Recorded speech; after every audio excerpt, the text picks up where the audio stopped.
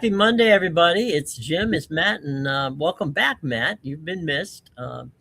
Chris filled in for you while you were gone. He popped in on Friday and did a very good job of breaking down stuff for the NFL playoffs. And now tonight, we have what they're calling Miami the Cuban Super Bowl. So it should be a lot of fun. Before we get to the Miami situation, let's kind of do a regroup on what happened over the weekend.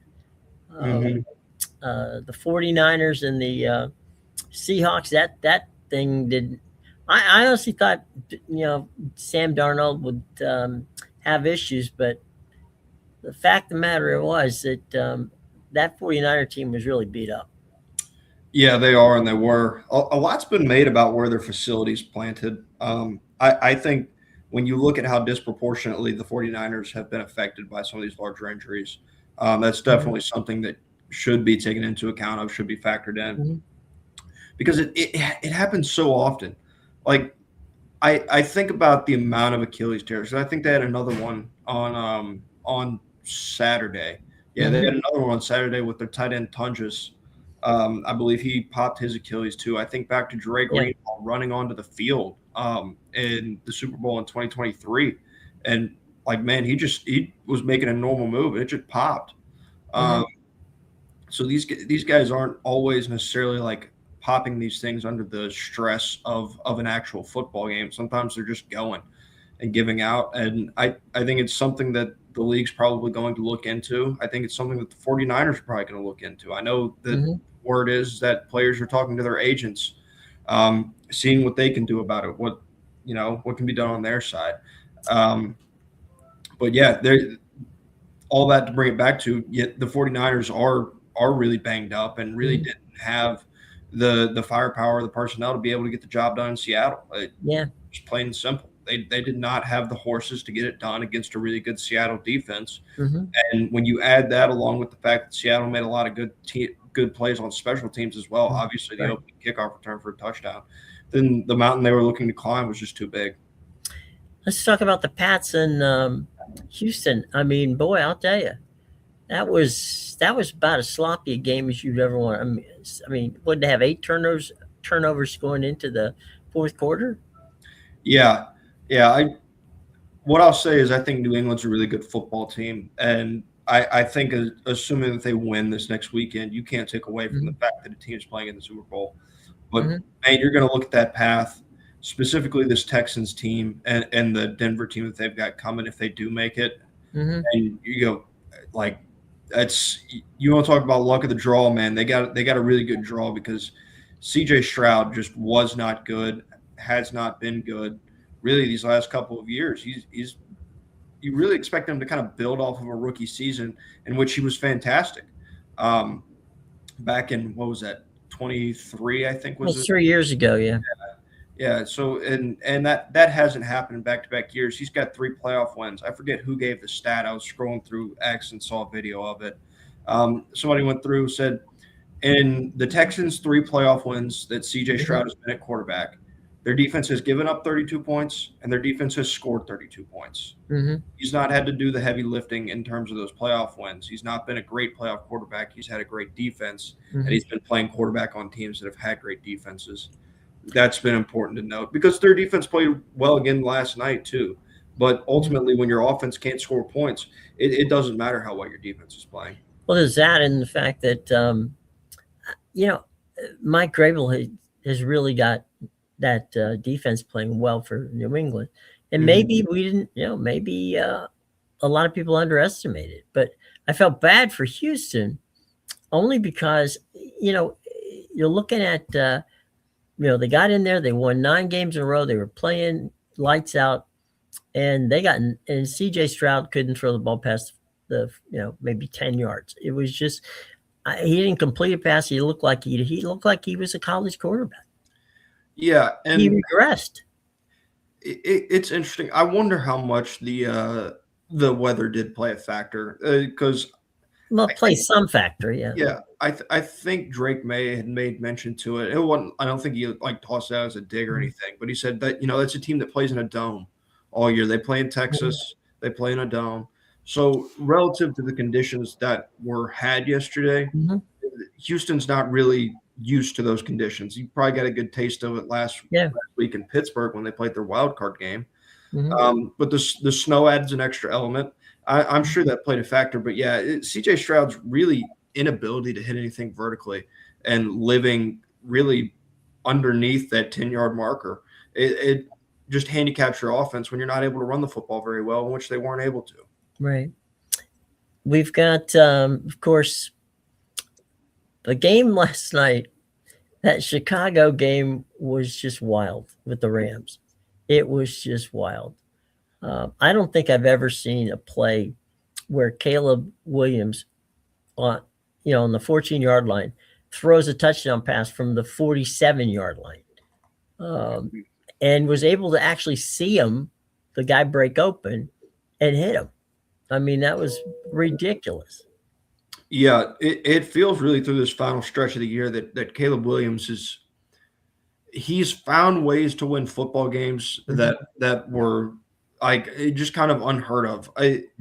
I would say it makes you hopeful as a Chicago Bears fan going forward in the future because the way that he's performed in these games, late in these games Mhm. especially, it gives you a lot of hope for when you're on a little bit more of a level playing field talent wise. Their defense was not fantastic in the latter Mhm. portion of the year. Right. And that's not something that you can just magically fix. Mhm. And to be honest with you, their offense it was kind of really was nothing in the first half for most of these games in the back half of the season. But that second half, they figured things out. If they can find a little more consistency than the ability to win games late, which they Mhm. showed through a lot of this year, it is something that can translate, I think, going forward in terms of Caleb Williams and who he is as a quarterback. Um, those throws that he's made, though, he's made some otherworldly throws, like Mhm. week after week after week, Mhm. found ways to win football games. That win over Green Bay was fantastic, and that play he made on last night was fantastic as well. But obviously, you got to go get the job done in overtime. Yeah, and I honestly think that the receiver quit on the play. I Yeah. mean, it looked like he gave up, or he didn't think he was supposed to be there. Well, it looked like something where Caleb was expecting him to flatten off that route based on Right. the depth that the safety had played, and DJ Moore just didn't. That I watched that interception back because I wasn't able to last Mhm. night, but I went back and watched it. And it's like you watch that play and you go, yeah, that's on DJ Moore. Like Mhm. it's an interception that maybe if DJ Moore flattens it off, maybe that safety is able to break on that ball and still Right. break it up. That's fine, but it's a ball that you have to flatten off if you're DJ Moore, Mhm. and that to be honest with you, you can want to blame it on Caleb Williams as much as you can, but I find no fault in him on that throw. It's funny. I listened to the Chicago broadcast and listened to the Los Angeles broadcast. Both of them, not one of them, blamed him. Yeah. They all blamed the receiver. They said, "Where was he going? Where did he think he was going?" Hmm. And to be fair, it was a hell of a catch that the D back made on that. I mean, that was an amazing catch because he had to dive and lay out to get it. Hmm. Yeah. So, And that's the arguments made all the time. What stats are quarterback stats? Are right. interceptions quarterback stats? Are wins quarterback stats? Mhm. And I mean the fact of the matter is that playing quarterback is the hardest position in football. Mhm. Obviously, one of the hardest things to do in all of sports is playing the Mhm. quarterback position. And part of the problem is that it's a real all or nothing game when you're playing quarterback. You receive all the blame or you receive all the credit. Like Mhm. there's no real in between there. And so it is impressive when people were able to kind of separate that and view the play subjectively and understand that was not Caleb Williams' fault. Right. Well, our boy Matt Stafford played a heck of a game last night. He got him down there to win, got the field goal, and walked away from in overtime in a very entertaining game. And if that doesn't cement his MVP status, I don't know what does. Yeah, I mean, I feel like now, granted, you can correct me if I'm wrong. I feel like the MVP is based more off of the regular season. Mhm. obviously. supposedly. Yeah, yeah. If the voting isn't in, then it can play a factor, obviously, because you're still human. You still see these results. I think the biggest thing now is it sets up another one of these Rams Seahawks matchups, and you had the fantastic game there in the final 3 weeks of the season, but you had a really good game earlier in the year too. So far, the margin of victory between these teams, the Rams won by 2 in the early season matchup when they were in LA, and the Seahawks won by 1 when they were playing in Seattle. These are two of the most evenly matched teams in football. They know each other really well. They split the season series. It's pretty much as good of an NFC Championship game, at least on paper, that you could have set up. Absolutely, I'm looking forward to it. I personally, I was sad to see what happened with Bo Nix. I mean, man, this kid all year's balling out, and just as he gets the team to the championship game, he's going to be, sitting in a loge box in the stadium watching it. Yeah, and listen, a lot was made to do about the Broncos in the regular season, and Bo Nix was pretty criticized throughout the regular season in terms of everybody was like, well, this defense is carrying the way. Well, the defense didn't carry the day for him on Saturday. Like they had to score points. They had to keep up with the Buffalo Bills on offense. And he was able to do that. He played really well, 279, 3 touchdowns, obviously had the 1 pick. But on the ground, they couldn't get anything going. He was their leading rusher on Sunday or on Saturday. There was that aspect as well. He was their offense and gave them offense when they needed it most. So there is that aspect that makes you feel bad. But I think the even worse part of it is it's obviously terrible for Bo Nix, Broncos fans, everybody. But it's bad for football fans in general too, because I think you were robbed of a fantastic championship game. Like when I think Patriots and Broncos, obviously you think Peyton Manning and Tom Brady and those battles that you have. So there's some history that goes along with it as well. But it's tough. But I think for as heartbroken as Sean Payton was in that post-game presser when he came back, he seemed very set that Jared Stidham was their starter. He seemed very confident in Jared Stidham as their starter. It's obviously not Bo Nix. Bo Nix has started 17 football games for him this year. You can't replace that. But, when you spend all year having this guy in your system being the backup, like you have to it is partially on you as a coaching staff to have this guy ready to go and plug and play in a situation such as this. Now, granted, the stakes are that of which you could only really ever dream of being plugged in as a backup. Yeah, I mean, in some regards, if I'm the Broncos, I'm praying that it snows like hell. Oh yeah, yeah. You want the snow turns You that want into the worst possible conditions you can get. Yeah, absolutely, absolutely. And the Broncos, even if it doesn't snow, like even if weather is not a factor, they are going to do everything in their power to slow that football game down, limit New England's possessions, and make it a defensive battle to the best of their ability. Because if they're able to do that, that's what will increase their chances. Like their strength lies in that defense. It's what they've relied on all year, and it's going to be what they're going to have to rely on if they're going to make it to the Super Bowl. Now, granted, I say that as good as New England is, I think I'm not sure if I'm going to pick them over either of those NFC teams that are going to make the Super Bowl. I don't think no. I think that there's too much talent on both those teams that I don't think that New England is matched up for. Yeah. And I'll also say this, and I think it's being done in jest, but I've seen people online, kind of comparing Jared Stidham to Nick Foles. Nick Foles was the quarterback of the Eagles long before that Super Bowl. Like he was if I remember correctly, I think he finished out the regular season as the Eagles starting quarterback, and then he was the starting quarterback for the entirety of that playoff run for the Philadelphia Eagles as well. There's not a one-to-one comparison on that. No, I mean, at the end of the day, it's going to be a very interesting situation with how they play that out. But I think that, like you said, we'll see. Sean Payton, they don't really have to do much if the defense can help them out there. Mm-hmm. And we'll see how Drake May can play in Mile High. I mean, it's altitude. It's some situation you haven't played in. It's a loud building, so we'll see. What I will say this about that matchup, just looking ahead, and something that I noticed yesterday, that is definitely going to play a factor for the Broncos, is the fact that Will Anderson had his way with Will Campbell Mm-hmm. yesterday. Like it wasn't close. He beat him with speed off the edge a lot of Mm-hmm. times. And Nick Bonito is one of the best speed pass rushers in the league, if not the best. Mm-hmm. All right. All season long, we've waited for this game. It didn't seem like it was ever going to come.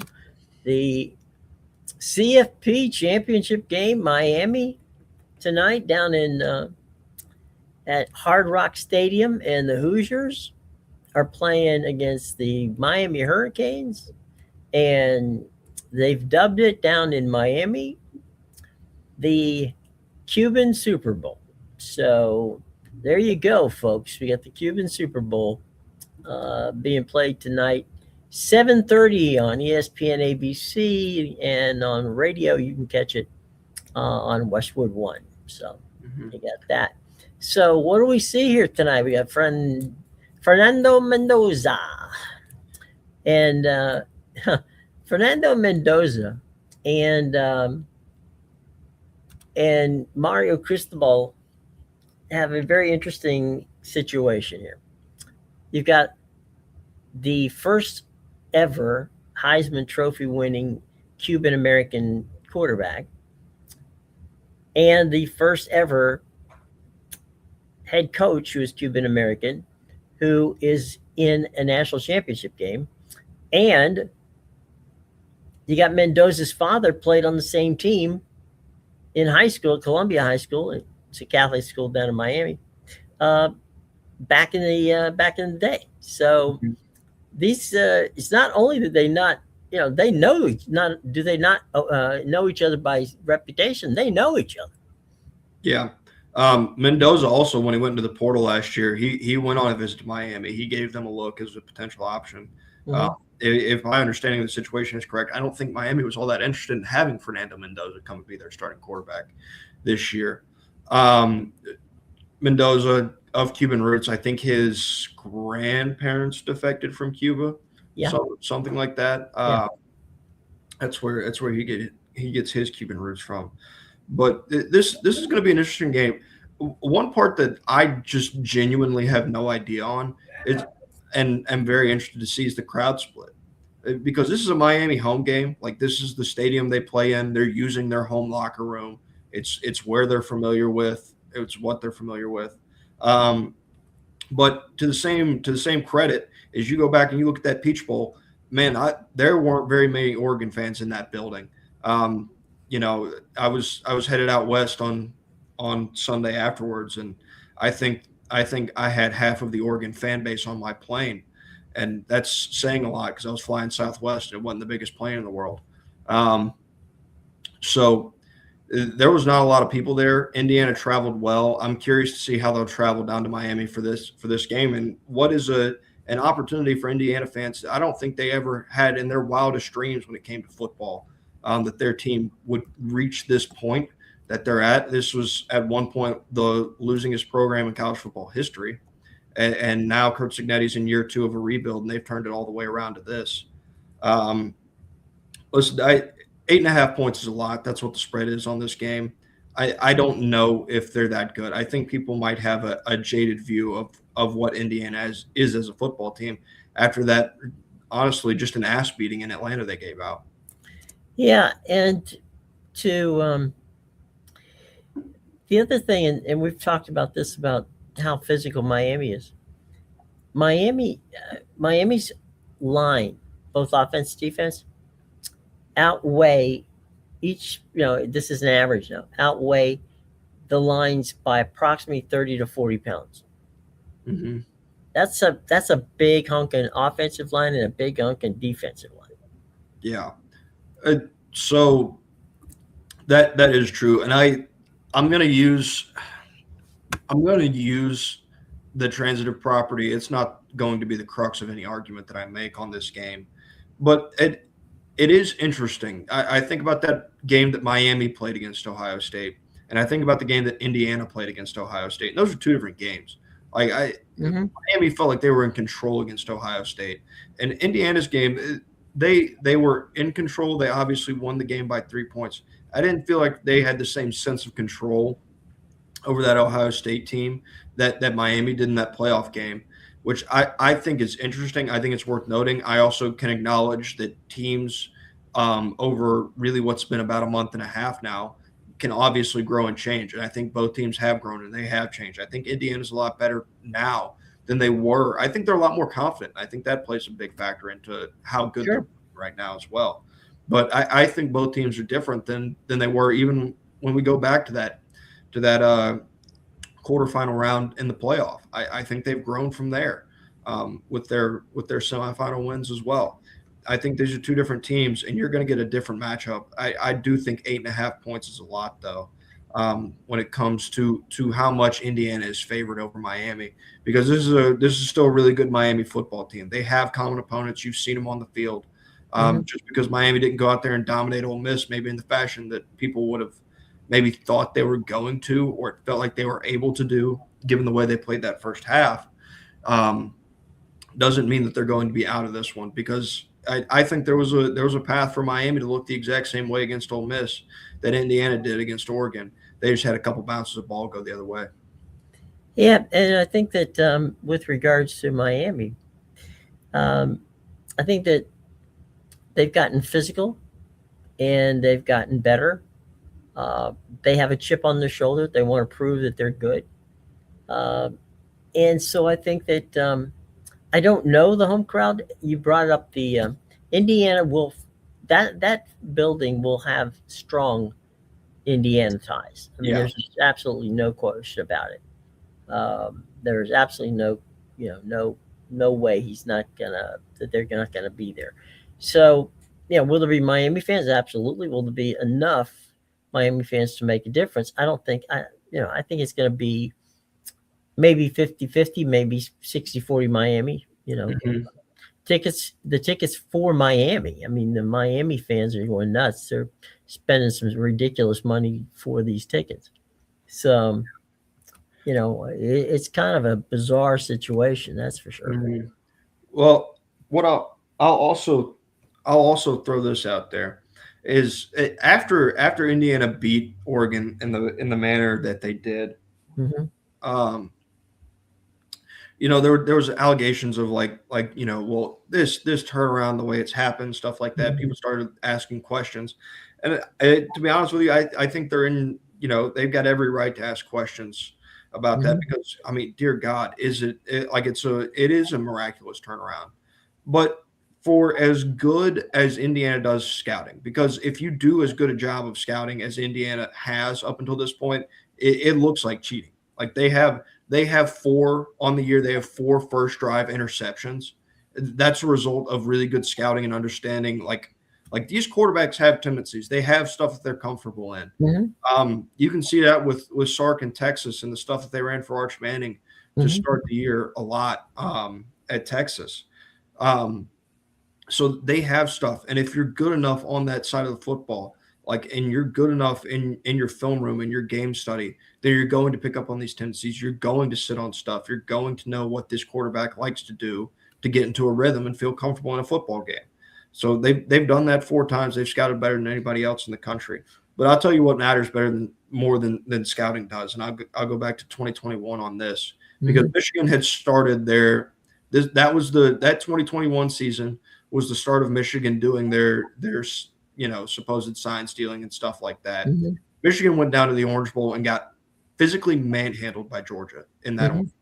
It it doesn't matter how well you scout. If you can't stop my big boys from pushing you 3, 4, 5 yards down the football field and Hmm. resetting that line of scrimmage, it doesn't matter how well you've scouted. It doesn't matter how well you do your fits and stuff like that. If you are not physically up to the task Hmm. of lining up against these guys, and you highlighted the size disparity on Hmm. these lines. Like, if Miami is able to push you around, I don't think it's going to matter how well you have them scouted. If Akeem Mesidor and Ruben Bain are able to physically control that line of scrimmage and you're able to sit on a lot of these RPOs that Indiana loves to run, I don't think it's going to matter, what your scouting has done for you up until this point. These DBs are bigger and as physical as those Ohio State DBs. These are not those Oregon DBs, with all due respect to those Oregon DBs. Mhm. But they lack a little bit of size sometimes on the outside. Jaden Kennedy's really good, but he's 5'10". These guys are not 5'10". These guys are 6'1". They're 6'2". They're big. They play physical as well. And Miami, physicality-wise, is as good as Ohio State, obviously better given some results. So just thinking that Indiana is going to walk in here and that they're comparing themselves to this 2019 LSU team, or people have compared themselves to this 2019 LSU team, we've gotten way out ahead of it just because we saw a blowout in the Peach Bowl. I get it. You can see the parallels. I understand where you're coming from when it comes to that. This is not 2019 LSU. You cannot build 2019 LSU in 2025 and 2026 in college football. It's not possible. It has not happened. They do a really good job, but Miami has the physicality to win this football game. Yeah, I think that the key factor there is, I don't think that Indiana, and this is not, I think Indiana is a hell of a football team, and I give Kurt tremendous props for what he's done. I don't think they're going to face a more physical I don't think they have faced a more physical and more quick team than they're facing in Miami. Miami's got cornerbacks and safeties, and this was a line from, I forget, one of the ACC teams that played them and lost, said that their secondary hit harder than his linebackers. Mm-hmm. And they are violent. They are absolutely violent. They are. And what I'll say about Miami is they're Carson Beck throwing like one interception less away from beating Louisville. They're like a key penalty away from beating SMU. This is not a team. Yes, they have 2 losses on their schedule, but the talent has remained the same. When they lost, they beat themselves. I was really impressed, and I think it tells a lot about this Miami football team with what they did in that Fiesta Bowl, because Carson Beck turned the football over. That happened. They had the turnover. They weren't perfect in terms of their penalties. They had a bunch of them. They weren't fantastic on special teams, but they still found a way to win that football game. And to be honest with you, when I was watching it, it felt like they were going to win the football game. Like, I wasn't worried about Miami going down and scoring. That was kind of my expectation when I watched that football game. They've won close games late. Indiana's done the same thing, but they've been a little bit more battle-tested of late. Mm-hmm. I still think, in the grand scheme of things, that I might wind up on the Indiana side of this thing. Mm-hmm. But I go back to the public perception and really what that line's set at. And I don't see 8.5 out of this Indiana football team over Miami. I took a quick look back when we were talking about Mendoza and Miami. It was a 2-star coming out of high school. Miami, they had conversations with him, and he committed to Yale. Then he decommitted from Yale, committed to Cal, played a year with Cal, and here's the beat Miami, or no, lost to Miami. Lost to Miami, yeah. This is Cristobal talking. This is his quote from him. He goes, "We really looked at him. We really liked him." What he said, at the end of the day, we didn't really know what. We knew what Carson Beck was. We didn't know what he was. Mm-hmm. And he said, "Coaches make mistakes all the time." And he said, "I like Carson. He's been good with us." He said, "It would have been nice to have Mendoza too." But he said, that one. So Mario himself is calling himself on this one. Said, we played them, we saw them, we didn't know, we just know what we're getting. We knew what we were getting with Carson Beck. Yeah. So, which I think what I will say is I think that's an interesting statement. Obviously, not like pointed or any ill words toward Carson Beck. Oh, no, no, no, no, no. I also think it's interesting that they said they knew what they were getting with Carson Beck when they signed him. When they pulled him out, he was in draft consideration. Like he had entered his name into the NFL draft. When they got him to pull his name out of the NFL draft, he couldn't throw a football. So saying they knew what they were getting with Carson Beck, I thought was interesting. A bit disingenuous, if you ask me. But I think it is you. I think when you have that guy on campus and he's won the Heisman and he's 15-0 at Indiana University, and it has a lot to do with the school's name and where they're doing it at, because it's never been done here before. Then you have to give that credit, and you really have to have hand up accountability because of how good he has been. Well, there's gonna be Miami fans that are gonna, or let me put it this way: they're gonna be Miami. They're gonna be fans from Miami who are gonna be cheering for him. Yeah. So it's not like it's not like he won't have. He'll have his Miami cheering section just as much as he's going to have his Indiana cheering section. Yeah. There's obviously not everybody, but there is a certain portion of people in Miami that will be winners regardless this evening. Yeah, and Miami is very much especially the Cuban community in Miami. It's a very tight community, and they're proud of both those guys, as well they should be. Yeah. And you're right; they win either way. But I do think that Mendoza is going to get a lot of love whenever it comes from not necessarily the Miami U fans. Okay, the guys from the U are not going to be overwhelmed, but at the end of the day, I think it's going to be a good one tonight. I personally I got to go with Indiana. I'd love to go with Miami, but Indiana's just played so well this year. Yeah. It's gonna be close. They're not gonna boat run over them like they did Alabama or anybody else. This is gonna be a much closer game, but I don't know. I do think it's also important to remind people or give people this reminder. Like now, when people look back at that 2019 LSU team, they're like, man, they were unbeatable. Like this was the best team in football. They were unbeatable. They were untouchable. While all that feels true, and you kind of remember with rose-colored glasses, you also need to remember that they were losing by 10 points in the first half of that national championship to Clemson. Like that's something that's very real. It's something that happened. That was a 4-quarter football game that they pulled away from late. So even that LSU football team, as great as they were and as great as they are, even through revisionist history, there's still there was blemishes on that team. They were still a beatable football team for as many stars and as much talent as they had on that offensive side of the football. So, if Indiana comes out and they aren't on their A+ football game, and Miami is, it doesn't matter how much better Indiana is, hypothetically is, all of that, then they can still be beat on any given night. Well, I mean, we're going to find out tonight, that's for sure. All right. Now, you did some outstanding work. We're going to downshift to golf for a few minutes here.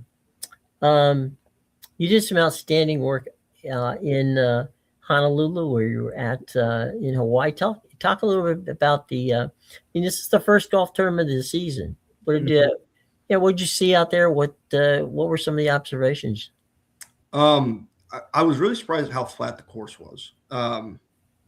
In Georgia, there's even if it's a flat-ish course, there's still plenty of hills. Like there were no hills involved at this course, but man, did the wind play a factor. And you could see that through the ball flights.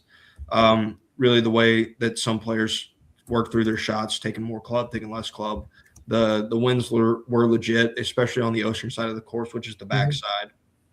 Those par threes on 11 and 17, they both back right up to the ocean. They play a big factor. Only 2 par fives on this course. There's a par 70 course, so it's a shorter course in terms of distance and relative size. And To be honest with you, it was lovely. Like it was as beautiful weather as you could have asked for a golf tournament. It was sunny and 75 every day. Wednesday you had some rain come in the morning, which kind of softened things up. But the course was, I don't know if it was the course condition, I don't know if it was the winds or what it was. But this year, relative to other years at the Sony Open, was actually relatively low scoring in terms of the winning score. Mm-hmm. Typically around that 20 under number. Chris Goddard finished the tournament. He won by 2 strokes at 16 under, which I thought was really impressive. Interesting note: this was the first time winner they've had at the Sony Open since 2013 when Russell Henley won it. Wow. Any dark horses? Any people that we should be looking for as the tour heads back to the mainland in the not too distant future? So Goddard's an interesting story. I know he's the winner, and people talk about it, but he played really well in the back half of the PGA Tour season last year. He won the Scottish Open. He played really well at the Open. He played really well ending the year. He's made a move to Florida now. To really when he was talking about making the move, and he said that he made it because he loved living. Oh God, where was he from? It was Oklahoma. He said he loved living in Oklahoma and all that. He said, but it's really hard to get ready for golf tournaments when it's 40 degrees in Oklahoma, and you're going to play in Hawaii, or you're going to play in California this week, or you're going to play in Florida, that first Florida leg as well. And so he ultimately, I think, chose to make the move to Florida. I think it was Jupiter. That's where everybody lives and plays. Yeah. Apparently now. It paid dividends for him in this first tournament.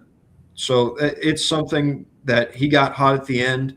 It appears to have carried over. I'll be really curious to see how his season goes moving forward, because this is a strong start, and it's something that is carried over from last season. So it'll be fun to watch and see plot his move along the tour this year. Then another one that I was intrigued by, or I say intrigued by, to be honest with you, I was a little disappointed in Colin Morikawa and his. Now, granted, typically where he's best at is his approach to green. Last year was a season best in terms of driving accuracy for Colin. His iron play has always been among the best in the business when it comes to it, and he didn't make the cut this week in a course that historically you're able to look at the tee to green short game, and when you're at the top of the tournament in that, then you're at the top of the leaderboard and you're probably winning tournaments at that. He wasn't able to capitalize. He had a really bad first day, and he bounced back a lot better the second day. Ultimately wasn't able to make the cut. And I find it concerning based on the relative difficulty of the course. It's not the most difficult course. It's not going to be one of the more difficult courses they play all year on the tour. But I was a little bit disappointed, and because after what was, I think he himself would describe as a disappointing season last year, I really thought this was a good opportunity for him to get off to a strong start to his season. He had finished 21st and 7th in his prior 2 appearances at the Sony Open. And honestly, just a little bit uninspiring, all things considered, from Morikawa, because I thought he had a really good opportunity to kind of shake off the rust and put that season that he wasn't pleased with behind him. Mm-hmm. Any other observations out there? Beautiful course. Yeah, Vijay Singh. It was highly debated. He took his money exemption, money list exemption, in order to be able to play this year on the PGA Tour. People criticized it. I think there was, and I think it's a legitimate point to be made about, taking a spot away in different fields that could be for these younger players trying to break through on the PGA Tour. Vijay Singh made the cut, and he finished pretty well. I can't remember what he finished. I think he finished maybe, it was a couple under. But regardless, the fact that he made the cut and the fact that he played that well is, I think it's very interesting. I think it's a noteworthy story about a guy who's, standing the test of time. Like, with all due respect to him, Tiger Woods is 50 years old. He's 12 years younger than Vijay Singh is. And, throughout the past really decade of Tiger Woods' life, it's been on and off as to whether or not he can swing a golf club. Yeah. Vijay Singh's been playing on the Champions Tour. He's been playing consistently, and he made his return to the regular tour, and he came out there and he backed it up. That's all you can ask, right? Yeah, I think the other thing that I'll add on top of that is I do think that there is going to be an aspect of this that if Vijay Singh is going to play, they're going to have to be courses, much like Wailea out there in Hawaii, because of how flat the course was. I think if it's something that's got a lot more undulation, a lot more hills, and it's a more difficult challenge, then it's going to be able to replicate his results. I do have it here. He was 5 under on the week, tied for 40th. So there is that, but I don't know how much it's going to be replicable across the different venues of the PGA Tour season. But I'm very curious to watch it unfold. The other thing too, and we'll close with this, is it's you don't really know what's going to happen, after the first tour.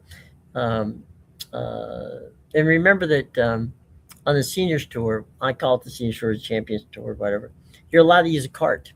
Mm-hmm. So that may help him. And there's only 3 days of golf, so that may help him as well. To that. So we'll keep an eye on it. Well, welcome back, my friend. Well, go ahead. I was gonna give this as a closing note because it's something that was talked about a little bit, not necessarily a ton. The PGA Tour has put up a new schedule proposal for 2027, and a part of the reshaping of the PGA Tour schedule would eliminate these events in Hawaii. Listen, if you want to cut one of them, I could understand it because financially it doesn't make decisions. But what I will tell you, in being out there, and something that I think is at least in my mind important, is like I watched it, and when I'm out there in Hawaii, I was following the round with one day I was following Morikawa with Jordan Spieth and Hideki Matsuyama, and I paid attention to the group, and it was the biggest group that I saw walking around all week with a player, and he was continuously the most followed golfer throughout the week. Every time I saw his group, it was the numbers that he had following him were important. This tournament, it appears it gets a stronger I think Asian or Pacific Islander turnout than any other tournament in the country. And it's important because, it's Hawaii is like 4 hours off the coast of California.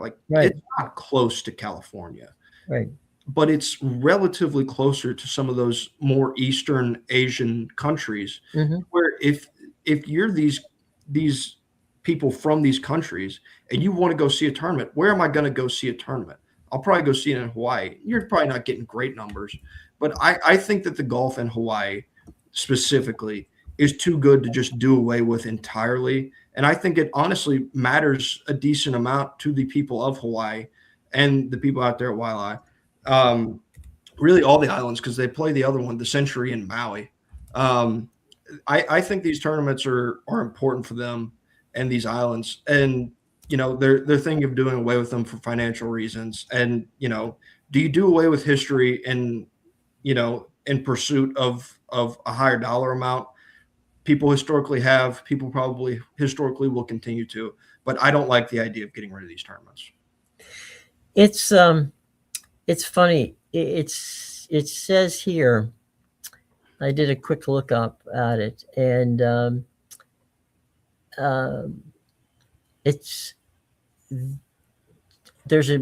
Japan has a tremendous amount of tourists that come consistently from Japan to Hawaii. 5 different airlines come from Tokyo to Honolulu, and often the flight ticket costs range from $250 to $450 for a round trip ticket. Yeah. That bears out what you're saying, is that if you want to see PGA golf, and and you've got in the Asian. There's a huge Asian contingent. Mm-hmm. Why wouldn't you not? I mean, it's not it. The PGA prints money. I don't understand why that would be something that they wouldn't want to do. Yeah, yeah. The logistics was a big factor in what they were talking about, and how hard it can be to set that tournament up. But again, it's a give and take with it, and I feel like you are probably going to be taking more than you're gaining, because it feels like you may not do it instantaneously, but this isn't the PGA Tour isn't an international tour. Like, this isn't something that goes on the road. Like, for as much as their business model hasn't really worked, to Live Golf's credit, like, they go places. They're in Dubai, they're in Asia, they go to these different places. They play in Australia. They do a little bit more of the national. I know there's the DP World Tour as well, and the PGA Tour's argument would be like, well, if they want to have a national outreach, then they need to go play there. Because that's another tour that the PGA will allow players to play on. And and again, I've criticized the PGA, and I'll continue to do it. Is they have not done the best job at marketing their athletes and marketing their personalities, and getting to know them and who they are, which I feel like is an essential part of fandom. If you're watching golf, like, you need to know who these guys are. Otherwise, you're just watching a guy whack a ball around. I can go sit down at the country club and watch somebody else do that, if I just want to watch people play. But you're there to see these guys and these people and these personalities that you want to get to know, or you do know. And at that point, you're alienating a little bit more of that Eastern Asian audience, Right? taking away an opportunity really for them to go and see these guys in person. Right. Which you don't want to do. It's marketing 101. Do not do that. All right. We're coming to the end of the show. Any final thoughts for tonight? Tonight, I am curious to see about these lines of scrimmage. Oregon's got a pretty good line of scrimmage. They had a pretty good defensive line.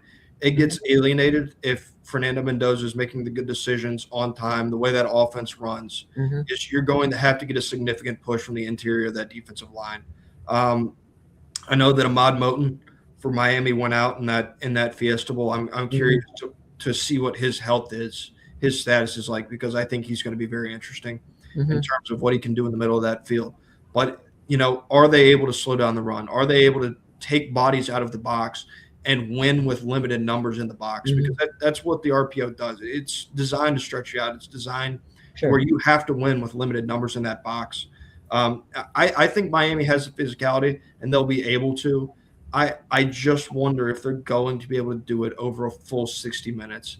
Indiana has scouted so well, and they've done such a good job in their execution. They're scouting weekly. Like, these aren't the guys that are just more talented than you necessarily, but damn it, they're going to out execute you week in and week out. And for that, this game's at a 7.5-point spread for a reason. There's a reason that people believe in Indiana so much. I'm going to take Indiana to win. I think Miami's probably going to end up covering the spread, though. I think Miami has a puncher's chance, but I still have to think I have to go with Indiana. Yeah. But the U never left, but the U of Mario Cristobal is he put a stamp on this one. So good for him. And I just hope it's an entertaining game. You and me both. There you go. Had enough of these blowouts. We don't want to see that. Close game, please. Yeah. All right. Until tomorrow, everybody. Have a nice day.